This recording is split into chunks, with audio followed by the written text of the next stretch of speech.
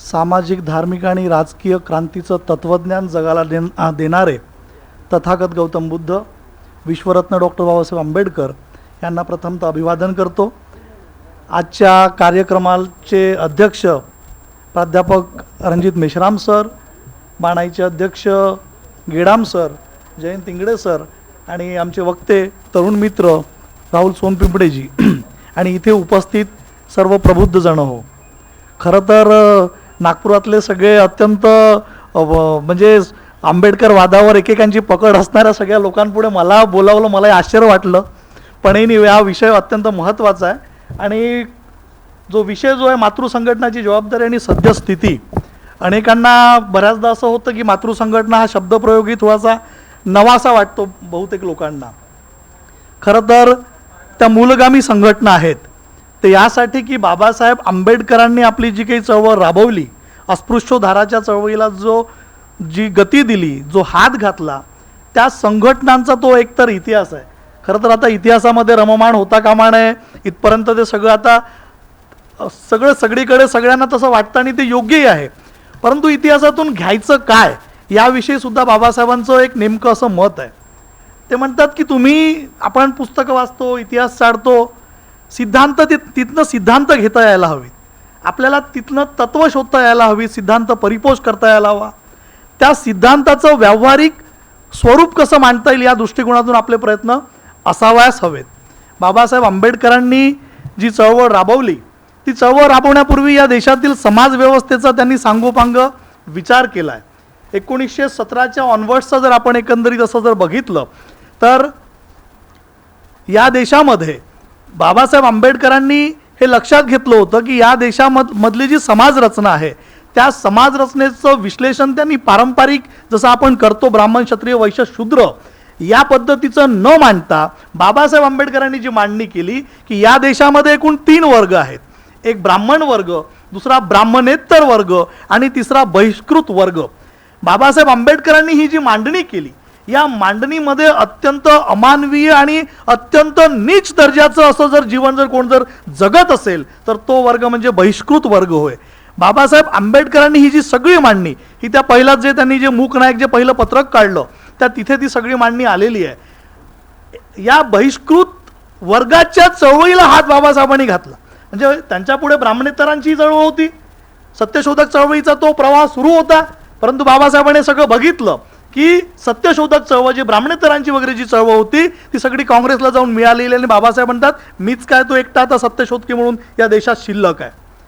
हे सगळं आपण लक्षात घेतलं पाहिजे की बाबासाहेब आंबेडकरांनी चळवळ चालवताना नेमकं निदान कसं केलं आणि त्या परीने त्यांची वाटचाल कशी सुरू झाली। 1920 मध्ये त्यांनी ती सगळी मांडणी केली। त्याच्यापूर्वी साऊथ बरो कमिशन आलं होतं, त्या साऊथ बरो कमिशन पुढे बाबासाहेबांनी एक निवेदन दिलं, साक्ष दिली, अस्पृश्यांचा प्रश्न त्यांच्या पुढे मांडला आणि बहिष्कृत वर्गाचा उद्धार कसा होईल या दृष्टीने त्यांची वाटचाल सुरू झाली। नागपूरमध्ये जी बहिष्कृत अखिल भारतीय बहिष्कृत वर्ग परिषद झाली त्या वर्ग परिषदेमध्ये बाबासाहेब आलेत। तिथे सुद्धा त्या तत्कालीन परिस्थितीमध्ये डिप्रेस क्लास मिशनचे वीरा शिंदे आणि नारायण चंदावरकर हे डिप्रेस क्लास मिशनचं ते नेतृत्व करायचे, अस्पृश्यांचं नेतृत्व आम्ही ब्राह्मणेतर करू। बाबासाहेब तिथे त्या परिषदेमध्ये सांगतात की आमचे प्रश्न आम्हीच मांडले पाहिजे, आमच्या प्रश्नांच्या आणि हिताच्या आड येणारा कोणताही माणूस असो, संस्था असो, संघटना असो, ते जर आमचे जर नसतील आमचे प्रश्न ते कसे मांडतील आणि हे लोक कसे आमची दिशाभूल करतायत यांचा आपण एकमताने धिक्कार केला पाहिजे, निषेधाचा ठराव नोंदवतात। तिथून बाबासाहेबांचं एकंदरीत जर वाटचाल जर आपण जर बघितली तर पुढचं मग त्यांचं सार्वजनिक जीवनातलं पहिलं भाषण 21 व 22 मार्च 1920 शाहू महाराजांच्या अध्यक्षतेखाली माणगाव परिषद, तिथे बाबासाहेबांची सुद्धा आपण मांडणी बघितली पाहिजे। ते म्हणतात की बहिष्कृत वर्गात नैसर्गिक गुणांची वाण नाही, परंतु त्यांचा उद्धार होत नाहीये, त्यांची उन्नती होत नाहीये। माणसाची उन्नती व्हायला, त्यांचा उद्धार व्हायला अनेक कारणं सुचवली जातात, परंतु बाबासाहेब म्हणतात त्यासाठी 2 कारणं आहेत। एक तर नैसर्गिक गुण असणं गरजेचं आहे मनुष्य मात्रात, आणि दुसरं त्याला त्याच्या नैसर्गिक गुणांची वाढ करून त्याचा स्वतःचा विकास करण्यासाठी, त्याला स्वतःचं उन्नयन करण्यासाठी सानुकूल परिस्थिती असणं अत्यावश्यक आहे। काय आम्हाला या देशामध्ये सानुकूल परिस्थिती आहे? बहिष्कृत वर्गात नैसर्गिक गुणांची वाण नाही, परंतु त्यांचं चित्र त्यांचा उद्धार होताना दिसत नाही। त्यावेळेस बाबासाहेब त्या पहिल्या सभेमध्ये म्हणतात, आपल्या पहिल्या भाषणामध्ये 1920 जेमतेम वय वर्ष 28-29, त्यावेळेस बाबासाहेबांची मांडणी आहे की यासाठी परिस्थिती सानुकूल करून घेण्यासाठी अनेक उपाय सुचवले जातात, परंतु यासाठी आपण राजकीय सामर्थ्य संपादित केलं पाहिजे. इथून सुरुवात आहे. मग राजकीय सामर्थ्यासाठी काय केलं पाहिजे? मग आमच्या प्रतिनिधित्वाचा प्रश्न, या देशातल्या या समाज व्यवस्थेशी, या राजकीय व्यवस्थेशी झगडून आमचे हक्क व अधिकार कसे मिळवता येतील या दृष्टिकोनातून बाबासाहेबांचा एकंदरीत प्रवास सुरू होतो. पुढे ते उच्च शिक्षणासाठी पुन्हा बाहेर जातात. मग 1924च्या नंतरचा पुढचा प्रवास पुन्हा सांघिक प्रवास त्यांचा सुरू होतो. आता यावेळेस बाबासाहेब आपली चळवळ ही अस्पृश्योद्धाराची चळवळ ही सांघिकरित्या पुढे घेऊन गेलो पाहिजे या दृष्टिकोनातून त्यांचा प्रवास सुरू होतो. आणि 20 जुलै 1924ला बहिष्कृत हितकारणी सभेची स्थापना होते. आता त्या सभेचं ब्रीदवाक्य एज्युकेट, एजिटेट आणि ऑर्गनाइज.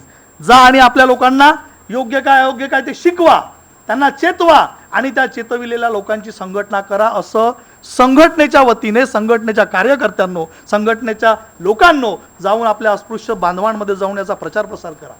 आणि मग तिथे ते एक सगळं डिसाईड करतात. ती संघटना रजिस्टर्ड संघटना होती, नोंदणीकृत संघटना, पहिली संघटना बाबासाहेबांनी काढलेली बहिष्कृत हितकारणी सभा.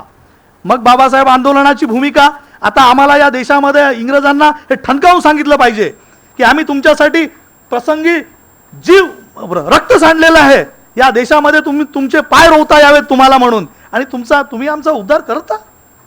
ही गोष्ट त्या इंग्रजांच्या ध्यानीमणी आणून देण्यासाठी. आणि मग त्यावेळेचं काय करायचं, तर एकीकडे गांधींचा उदय झालेला होता, बाबासाहेबांपेक्षा कैक पटीने सिनियर गांधी. आंदोलनाच्या भूमिका, सत्याग्रह, हे सगळं चित्र बाबासाहेबांनी त्या सगळ्या परिप्रेक्ष्यामध्ये ठरवलं की आता इंग्रजांच्या रेकॉर्डवर सगळ्या गोष्टी आल्या पाहिजे. अत्यंत अमानवीय अशी जगाच्या पाठीवर जर कोणती समाजामध्ये असा जर कलंक असेल तर तो अस्पृश्यतेचा होय, आणि ती ब्राह्मणवादाची देण आहे. गुलामी, लोकांनी काळा गोरा रंगभेद, गुलामी, स्लेवरी हे सगळं बघितलेलं होतं, पण जगाच्या पाठीवर म्हणजे नुसतं माणसं मारणे नव्हे तर शरीर मारणं नव्हे तर मनही मारल्या जायची. इथे बाबासाहेब आंबेडकरांनी ही जी अस्पृश्यतेचा हा जो विषय आहे हा जगाच्या पाठीवर कसा मांडता येईल या दृष्टिकोनातून त्यांचा प्रयत्न दिसतो. आणि मग बहिष्कृत हितकारणी सभेच्या वतीने ज्या आंदोलनाला हात घातला जातो ते आंदोलन म्हणजे महाडचा धर्मसंघर्ष. अशी ही पार्श्वभूमी तुमच्या पुढे यासाठी मांडली की महाडच्या त्या धर्मसंघर्षाच्या अनुषंगाने बाबासाहेब काही 50 अस्पृश्य तरुणांचं एक टीम तयार करतात, त्यांच्या खांद्यावर जबाबदारी देतात की जिल्हावार तुम्ही जा, प्रचार प्रसार करा, आपल्या लोकांमध्ये जनजागृती करा, आणि तिथे त्यांना सांगा की त्या आंदोलनासाठी आता आपण सज्ज झालो पाहिजे. त्यावेळेस ती जी काही टीम, ती स्वयंसेवक, तिथे तो शब्द वगैरे आलेला आहे, सोर्स मटेरियलमध्ये ते सगळं आलेलं. ही जी टीम आहे स्वयंसेवकांची, पुढे याच टीमचं पुढचं नामकरण समता सैनिक दल म्हणून पुढे येतं. म्हणजे समता सैनिक दल हे त्या आपल्या बहिष्कृत हितकारणी या सोशिओ पॉलिटिकल संघटनेची ती विंग आहे. आमची संघटना आहे, आमची चळवळ ही सोशिओ पॉलिटिकल या तत्वावरती पुढे जाते आहे. ही गोष्ट आपल्या समाजामध्ये बहुसंख्याक लोक मान्य करायला तयार होत नाही. ते नेमकी मांडणी करताना फक्त आणि फक्त एकाच पद्धतीचे करायला बघतात, आणि ती म्हणजे फक्त आणि फक्त आम्ही सोशल मुवमेंट रन करू, आम्ही रिलिजियस मुवमेंट रन करू. पण बाबासाहेबांनी मुवमेंट, आमच्या उद्धाराची जी अस्पृश्योद्धाराची जी चळवळ चालवली ती कोणत्या फॉर्म्युल्याने ते पुढे घेऊन गेलेत, ते कसे पुढे घेऊन गेलेत. 1935चा जेव्हा गव्हर्नमेंट ऑफ इंडिया ऍक्ट कायदा आला आणि प्रांतिक सरकार जेव्हा स्थापन करायची पुढची वेळ आली, त्याच्यापूर्वीच बहिष्कृत हितकारणी सभा बरखास्त करून मग पुढे त्यांनी 15 ऑगस्ट 1936ला स्वतंत्र मजूर पक्ष काढला. पुढे काय केलं, समता सैनिक दल स्वतंत्र मजूर पक्षाला संलग्न केलं, पुन्हा सोशिओ पॉलिटिकल मुवमेंट. पुढे काय झालं, बाबासाहेबांच्या पुढे पुन्हा प्रश्न, म्हणजे या देशामध्ये इंग्रज सरकार काळवेळ परिस्थितीनुरूप काही वर्षानंतर ती शिष्टमंडळ पाठवायची, एक कमिशन पाठवायचं. जसं साऊथ बोरो कमिशन आलं 28ला, मग सायमन कमिशन आलं, त्याच्यानंतरचा मग पुढचा कालखंड क्रिप्स मिशन, या स्ट्रॅफर्ड आले होते इथे क्रिप्स 1942ला. बाबासाहेब तेव्हा नुसते अस्पृश्यांचे पुढारी हा तर विषय संपलेला होता, म्हणजे तो आता मी तेवढ्या खोलात त्या इतिहासात जात नाही, आपल्या सर्वांना ठाऊक आहे. स्वतंत्र मजूर पक्षाचे पुढारी म्हणजे बाबासाहेब या देशाचे नेते, बहुसंख्याक शोषित पीडित पददलित मागासांचे नेते झालेले असताना त्यांच्या पुढे वेगवेगळे षडयंत्र रचल्या जायचे. क्रिप्स जेव्हा भारतात आले, बाबासाहेब त्यांच्याशी भेट घेण्याचा खूप प्रयत्न करायचे, भेट होत नव्हती. मोठ्या मुश्किलीने मग भेट झाली. पहिला प्रश्न बाबासाहेबांना काय विचारतात क्रिप्स, डॉक्टर आंबेडकर तुम्ही मजुरांचे पुढारी आहात की अस्पृश्यांचे पुढारी आहात? पुन्हा बाबासाहेबांना कोंडीत. आता बाबासाहेबांनी काय करावं? 1942ला दिल्लीला इमर्जन्सीमध्ये सगळ्या देशातल्या तमाम शेड्यूल कास्टच्या नेत्यांची सभा बोलवतात. म्हणतात की आता शेड्यूल कास्ट मला स्वतंत्र मजूर पक्ष राबवता येणार नाही, कारण मला अस्पृश्यांचे प्रश्न अत्यंत प्राणप्रिय आहेत. त्यांनी ठरवलं होतं, त्यांनी ती प्रतिज्ञा केली होती की ज्या समाजात आपला जन्म झाला त्यांचा उद्धार करणे आपलं कर्तव्य होतं. याची ज्याला जाण आहे ते धन्य होत. बाबासाहेब आंबेडकरांनी एक बघितलं की आता मला माझा अत्यंत प्राणप्रिय असा म्हणजे देशाचे लीडर, एकीकडे काँग्रेसचे मिस्टर गांधी, दुसरीकडे बॅरिस्टर जीना आणि तिसरीकडे डॉक्टर आंबेडकर, अशी त्रयी होती. हे अत्यंत असे एका उंचीवर असे उभारलेले सगळे असे लीडर होते त्या काळातले. पण बाबासाहेबांना आता अस्पृश्यांचा पुन्हा लीडर बनावं, पुन्हा दलितांचा नेता, त्यांच्या पुढे असे वेगवेगळे असे डाव रचल्या जायचे. आणि मग 1942ला या आपल्या मोहन पार्क म्हणायचं तेव्हा याला कस्तुरचंद पार्कला, तिथे मग बाबासाहेब परत शेड्यूल कास्ट फेडरेशनची मग एक आपला राजकीय पक्ष स्थापन करतात. आता पुन्हा काय करतात, परत बाबासाहेब आंबेडकर समता सैनिक दलाला त्या शेड्यूल कास्ट फेडरेशन सोबत संलग्न करतात. स्वतंत्र मजूर पक्षाच्या घटनेमध्ये नमूद आहे की समता सैनिक दलाच्या प्रत्येक कार्यकर्त्याने स्वतंत्र मजूर पक्षाचा प्रचार प्रसार करावा, अधिकाधिक आपलं संघटन सशक्त केलं पाहिजे. पुन्हा इकडे शेड्यूल कास्ट फेडरेशन बाबासाहेबांनी काढली, पुन्हा शेड्यूल कास्ट फेडरेशनला समता सैनिक दल तिथे संलग्न केलं. हा प्रवास बाबासाहेबांचा सुरू आहे. पुढे या देशामध्ये मग याच्यानंतर 1906 म्हणजे दुसरं महायुद्ध संपलं, नंतर इथे आता या देशाला राज्यघटना आणि या देशाला स्वातंत्र्य देऊन इथे संविधान आलं पाहिजे, हा सगळा प्रवास सुरू झाला. बाबासाहेब घटना समितीमध्ये सुरुवातीला जात नाही, नंतर जातात. नंतर या देशाची घटना निर्मिती होते, देश स्वतंत्र होतो, घटनेचा अंमल सुरू होतो. मी हे सगळं थोडक्यात यासाठी घेतोय कारण मलाही वेळेचा तो एक हे आहे. आता सांगायचं तात्पर्य की आता देश स्वतंत्र झालाय, भारताला देशाची घटना आली. आता 26 जानेवारी 1950चा पुढचा प्रवास कसा? आता आपण हे सगळं ठरवलं पाहिजे. बाबासाहेब आंबेडकरांनी जो समता सैनिक दल महाडच्या त्या धर्मसंग्रहाच्या अनुषंगाने संस्था जी तिथे त्यावेळेस जी जन्मास घालून दिली, त्या संस्थेचा प्रवास सुद्धा आपण सोशिओ पॉलिटिकल या पद्धतीने ते पुढे पुढे घेऊन जात होते. ते म्हणतात त्या महाडच्या सत्याग्रहाच्या याच्या भाषणामध्ये ते सांगतातही का आजपर्यंत काही पाणी पित नव्हतं, काही मेलेलं नव्हतं आणि इथलं पाणी पिऊन काही अमर होणार नव्हतं. आम्हाला या समाज व्यवस्थेला दाखवून द्यायचं होतं की आम्हीही माणसं आहोत या देशामध्ये. कारण ते पाणवठे, सार्वजनिक विहिरी हे सगळ्यांसाठी ज्या अर्थाने खुल्या आहेत, तर त्या अर्थी आम्ही समान न्याय व दर्जाचे हकदार आहोत. ही बाबासाहेब आंबेडकरांनी ही जी तत्व समान न्याय व दर्जाची, ही तिथून जी सुरुवात होते. पुढे जेव्हा या देशाला राज्यघटना येते, आता बाबासाहेबांना हे कळतं की आता आपण तर अल्पसंख्याक आहोत. कारण त्या 51च्या जनरल इलेक्शन लागतात, 52ला बाबासाहेबांचा पराभव होतो, 54लाही होतो. त्यांच्या लक्षात येतं की आता काही मुठभर अल्पसंख्याक लोक काही या देशाला पूर्वी ठीक होतं, इंग्रज होते, इंग्रजांच्या पुढे आपण आपल्या सगळ्या मागण्या मागायचो, झगडायचो, संघर्ष करायचो. आता मात्र तसं नाही, आता तर सगळे स्वकीयच आहेत. आता स्वकीयांशी लढताना कसं लढायचं, या सगळ्या विवंचनेमध्ये असताना बाबासाहेब आता ठरवतात की या देशातल्या SC ST OBC या सगळ्यांची मोड बांधून, तमाम शोषित पीडित पददलित वर्गाची मोड बांधून आता आपला प्रवास पुढे घेऊन गेलो पाहिजे. हा विचार बाबासाहेब आंबेडकरांच्या मनमस्तिष्कामध्ये एक म्हणजे देशाची राज्यघटना जेव्हा लिहून झाली त्याच्यानंतरच हा प्रवास सुरू आहे. हे कसं? 1951ला शेड्यूल कास्ट फेडरेशनचा तुम्ही जर जाहीरनामा बघितला, त्या जाहीरनाम्यामध्ये कुठलाच शब्द शेड्यूल कास्ट या नावाने सुरू होत नाही. 1951चा पहिल्या जनरल इलेक्शनमध्ये सगळे शब्द प्रयोग जे आहेत, प्रत्येक भारतीय बाबासाहेब आंबेडकरांनी हे फार पूर्वीच ठरवलेलं की आता माझी पुढची दिशा कशी राहील, या दिशेच्या अनुषंगाने त्यांचा जो पुढचा प्रवास होतो. ते मग काय करतात, जानेवारी 1955ला शेड्यूल कास्ट फेडरेशनची घटना नव्याने लिहायला हातात घेतात. जानेवारी 1955ला. कारण डोक्यात विचार आहे की आता शेड्यूल कास्ट फेडरेशन, मी फक्त शेड्यूल कास्टच्या भरोशावरचा तर या देशामधलं राजकारण शक्य नाही. मग पुढे जानेवारी 55ला या शेड्यूल कास्ट फेडरेशनची घटना नव्याने लिहायला हातात घेतात. त्या घटने ती अजूनही उपलब्ध आहे त्या व्हॉल्युम्समध्ये आणि तिथे ते लिहिलेले आहे 1 मे 1957 पासून ही घटना अंमलात येईल.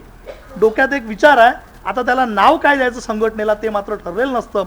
वेळोवेळी त्या कॉन्स्टिट्यूशन लिहिण्यासाठी शेड्यूल कास्ट फेडरेशनचं म्हणजे नव्या पार्टीसाठी मग त्या बैठका होतात. अशीच एक बैठक ऑगस्ट 1955ला होते. तिथं ते आपल्या कार्यकर्त्यांना आणि सगळ्यांना सांगतात, political party does not merely mean to win the elections but to educate the people, educate the people and to organize them. परत जो बाबासाहेब आंबेडकरांनी बहिष्कृत हितकारिणी सभेला जे ब्रीद वाक्य दिलं ते परत आता माझा जो नवा राजकीय पक्ष राहील त्याला आता मी हे देणार आहे, बाबासाहेब आंबेडकर सगळ्यांच्या पुढे ते परत सांगतात. त्याच्यानंतर 13 ऑक्टोबर 1955ला नाशिकला एक बैठक होते. त्या बैठकीमध्ये बाबासाहेबांना मग तिथे पहिल्यांदा ते म्हणतात की now time has come to dissolve the schedule caste federation and to form a new political party. मग याचं काय होईल शेड्यूल कास्ट फेडरेशनचं? तेव्हा बाबासाहेब तिथे मांडणी करतात की ही जी माझी जी संघटना आहे राजकीय, ही मी सामाजिक संघटनेमध्ये याला रूपांतरित करणार आहे. म्हणजे मला आनंद झाला ज्यावेळेस राहुल सोनपिपळे यांनी म्हणजे शेड्यूल कास्ट फेडरेशनच्याच धर्तीवर त्यांनी जेव्हा हे केलं, मी त्यांचं जेव्हा उद्घाटन होतं तेव्हा मी तिथे गेलोही होतो, त्यांना मी कॉंग्रॅच्युलेटही केलं. कारण बाबासाहेब आंबेडकरांची ती सूचना आहे 13 ऑक्टोबर 1955ची की याला शेड्यूल कास्टच्या लोकांचे प्रश्न भिन्न आहेत. या देशामधल्या तमाम बहुजनांपेक्षा त्यांचे प्रश्न अत्यंत वेगळे आहेत. त्यांची ना यांची अशी सरमिसळ बरोबर नाही. तुम्ही त्यांचाही प्रश्न यांचाही प्रश्न एकच म्हणून त्या दृष्टिकोनातून बघता कामा नये. आणि बाबासाहेब आंबेडकरांच्या सूचनेनुसार शेड्यूल कास्ट फेडरेशन हे जे आहे सामाजिक संघटना म्हणून तिथं राहायची त्यांची सूचना होती. पुढे सर्वप्रथम बाबासाहेब मग डिसेंबर 55ला जे 10 डिसेंबर 55ला जनताच्या वृत्तपत्रामध्ये ते छापून आलंय, पहिल्यांदा आता बाबासाहेब मग तिथे सांगतात की आता माझा पक्ष रिपब्लिकन पार्टी ऑफ इंडिया राहणार असून त्याचं स्वातंत्र्य, समता आणि बंधुभाव यावर आधारलेला माझा पक्ष राहणार आहे, असं पहिलं डिक्लेरेशन बाबासाहेब 10 डिसेंबर 1955च्या जनताच्या वृत्तपत्रामध्ये तिथे तेव्हा येतं.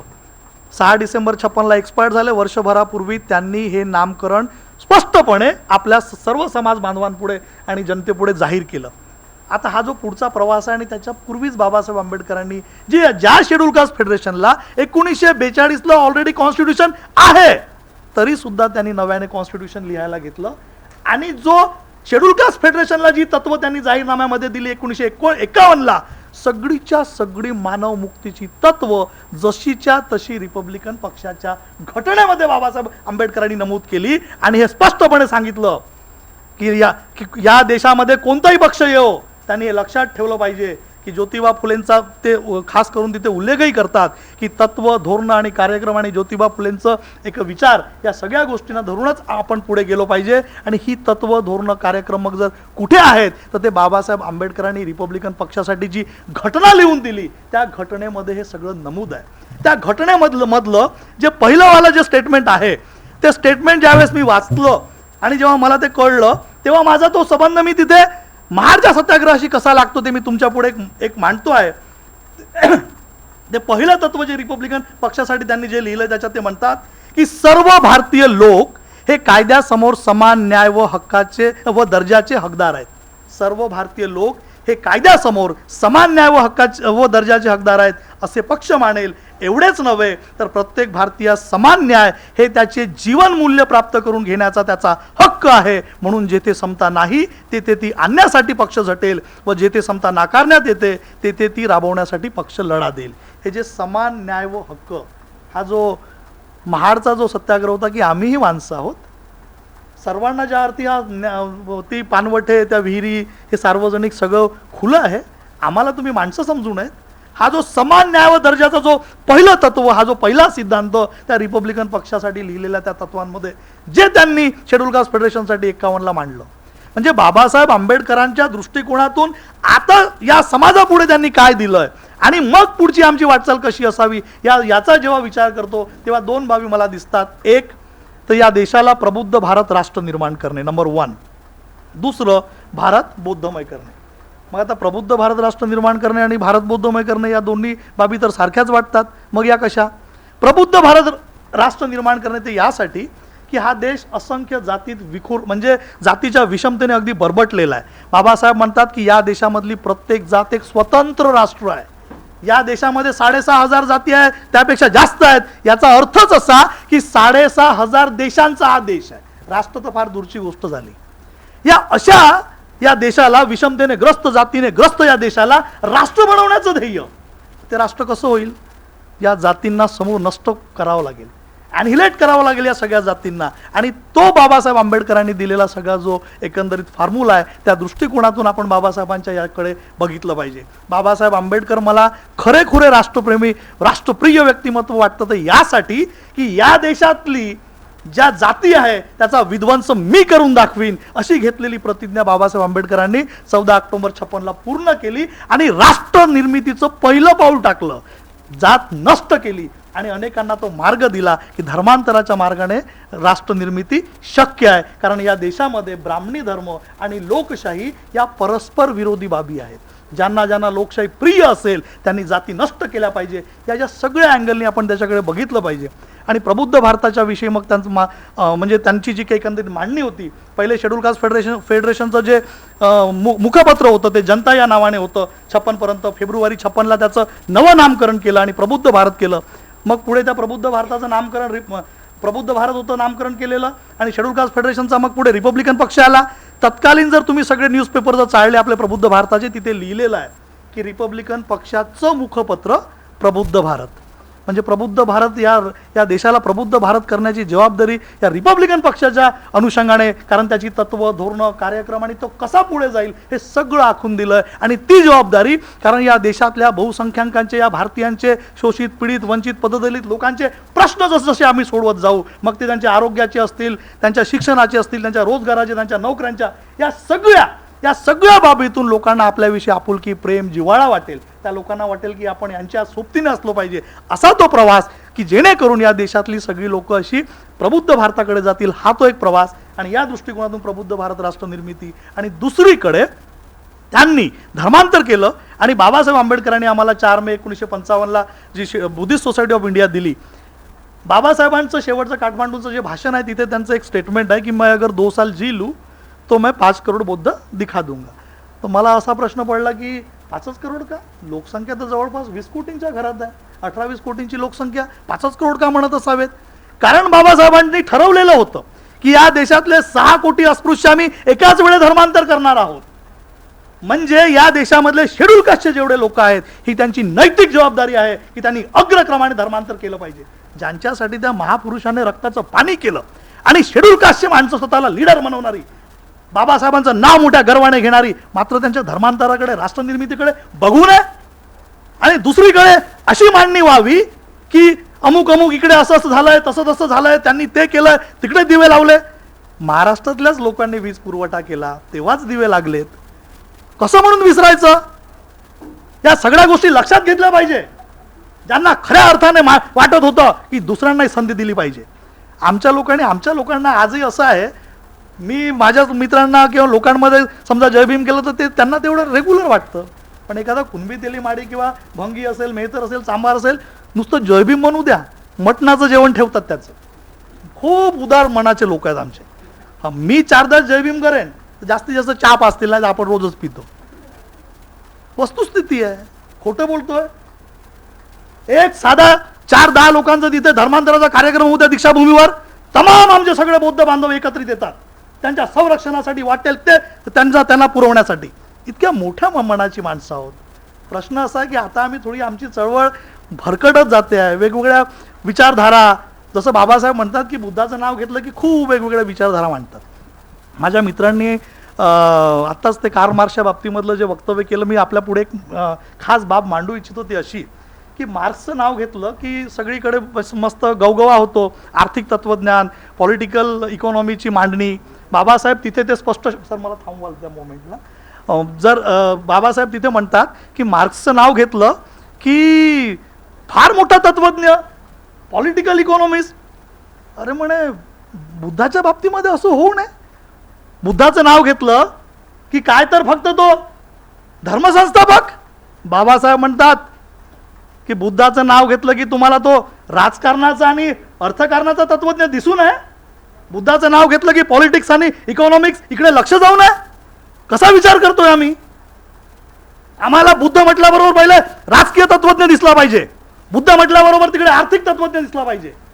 बाबासाहेबांनी आम्हाला सांगून ठेवलंय की दुःख म्हणजे गरिबी, दारिद्र्य म्हणजे गरिबी, ते दुःख म्हणजे जे जीवन मरणाचा फेराबिरा, ते मला मान्य नाही म्हणतात. ते पारंपरिक बुद्धाची मांडणी, मी याच्याशी अगदी असहमत आहे. या सगळ्या बाबी नव्याने बुद्ध मांडला. राजकीय आमचा तत्वज्ञ, आम्ही बुद्धालाच बात करतोय.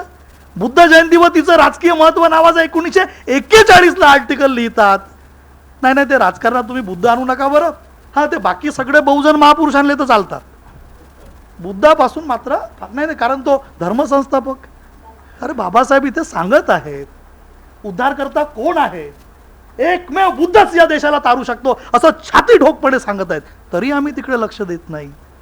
रिपब्लिकन पक्षाचं सगळं तत्वज्ञान जर तुम्ही बघितलं, इतकं ब्रिलियंट तत्वज्ञान बाबासाहेबांनी लिहिलंय की आमचं सगळं, बाबासाहेब त्याला गव्हर्निंग प्रिन्सिपल म्हणतात. मानवी जीवन जर आपल्याला जगायचं असेल तर आपल्याला काही प्रिन्सिपल्सना बांधून घ्यावं लागतं. म्हणजे मी माझं जीवन त्या मोजपट्टीमध्ये, त्या फुटपट्टीमध्येच जगेन. समजा त्या आणि जर का मी गुलामगिरीत जात असेल, मी दुःखात असेल, मग मी तपासायचं कसं? मला ताप आला, कशावरून मला ताप आला? थर्मामीटर लावेन, तो सांगेल 101 ताप.